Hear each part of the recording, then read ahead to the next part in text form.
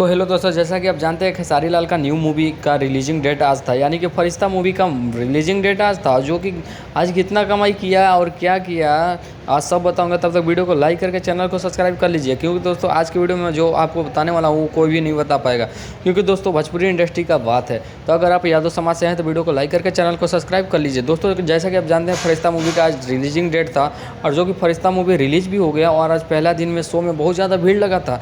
लेकिन यहाँ खबर आ रही है, सुनने में आ रहा है कि खेसारी लाल का फरिश्ता मूवी का पैसा चला गया, यानी कि डूब गया। फरिश्ता मूवी फ्लॉप चला गया। जी हाँ दोस्तों, ये सुनने के आ रहा है, बड़ा बड़ा एक्टर कर रहे हैं, जैसे में पवन सिंह और मनीष कश्यप पत्रकार बोल रहे हैं कि पैसा डूब गया, फरिश्ता मूवी हिट नहीं हुआ, उतना ट्रेंडिंग में नहीं गया और ये पेंडिंग में रह गया। तो दोस्तों इसमें आपका क्या राय है हमें कमेंट करके ज़रूर बताएं, और खेसारी लाल का ये फरिश्ता मूवी डूबा है या नहीं हमें कमेंट करके ज़रूर बताइएगा।